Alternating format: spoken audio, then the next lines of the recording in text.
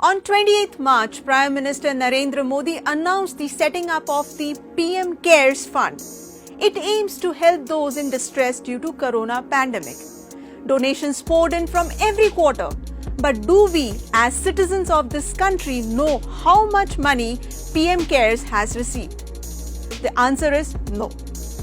An India Spend report published on 20th of May puts the figure as Rs 9,677 crores based on figures mentioned in the government press releases.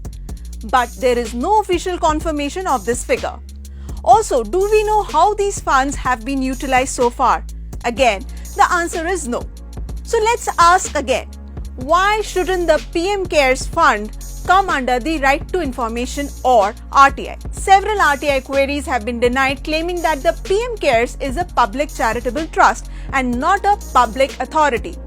Okay, so first let's look at the definition of public authority under the RTI Act. And I quote, any authority or body or institution of self-government established or constituted by notification issued or order made by the appropriate government. Unquote. Given this definition, there isn't one but 5 reasons to show that PM Cares is a public authority and is liable to share information under RTI. Reason number 1. PM Cares was set up by the government.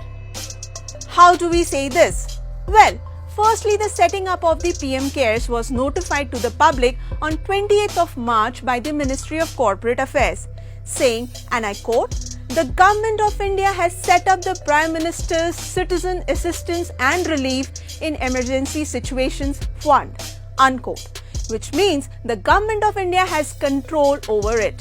Secondly, the office of the PM Cares Fund is in the Prime Minister's office in Delhi. Third, just like the PM is the chairperson of the Prime Minister's National Relief Fund or PMNRF, the Prime Minister is the chairperson of the PM Cares Fund as well. In 2007, the then Chief Information Commissioner Wajahat Habibullah passed an interesting order about the Prime Minister's National Relief Fund. He said, since PMNRF information is held by the PMO as a public authority, they are obliged to share it with the citizens under the RTI Act. Going by same logic, PM Cares should also come under RTI since it is also controlled by the Prime Minister's office. Reason number 2. Use of government machinery to promote PM Cares. On the 30th March, PM Modi, at a video conference with the heads of the Indian missions across the world, advised them to publicize the new PM Cares Fund to mobilize foreign donations. The question is, can government officials and government missionaries be used to publicize PM Cares if it is only a charitable trust? Take a look at what transparency activist retired Commodore Lokesh Batra found out from the Indian High Commission in Singapore, that the Singapore government refused to allow official channels to promote PM Cares as it is called itself a charitable trust. While the Indian Embassy in Moscow told Batra in an RTI reply that PM Cares was given publicity on the embassy's website and social media pages. Would any other charitable trust ever get publicity on any Indian Embassy website? Of course not. Reason number 3. Usage of gov.in in its domain name.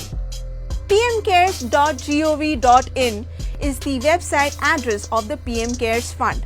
But government guidelines say a gov.in domain name can be allotted to 6 categories of offices or public authorities. Apex offices like the President of India or the Prime Minister's office, government ministries or departments, state and union territory offices, India's parliament, judicial bodies and all other legislative bodies and government institutions. So how did PM Cares manage to get a gov.in domain name when it does not fall under any of these categories? Reason number 4. Tax exemption relief to PM Cares donations. On 31st March, just 2 days after PM Cares was announced, a government ordinance amended provisions of the Income Tax Act. As a result, a donation made to the PM Cares Fund would be eligible for 100% tax deduction. This was clear use of government machinery to promote PM Cares. Reason number 5. PM Cares is eligible for CSR funds.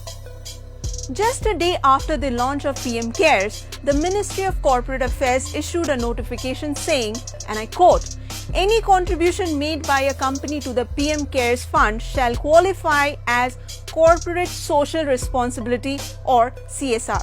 Unquote. After that, several public sector units or PSUs did donate huge amounts to PM Cares. For instance, Power Finance Corporation donated Rs 200 crore. Multiple public sector banks and enterprises under the Finance Ministry together donated over 200 crores as CSR funds to PM Cares. Now we know PSUs come under RTI and are liable to share information under RTI. In that case, why not PM Cares? Former Chief Information Commissioner Wajahat Habibullah even told the Quint, and I quote, "Whether PM Cares come under RTI or not, any contribution to PM Cares by PSUs does come under the RTI." Unquote. The fact is, several ministries and government departments have contributed to PM Cares. The Ministry of Defence contributed one-day salary of all its employees, roughly Rs 500 crores. Steel PSUs also contributed 500 crores. This is public money, all of it. But since PM Cares is not answerable under RTI, there is zero transparency and no one will ever know how much public money was donated and how it was utilized.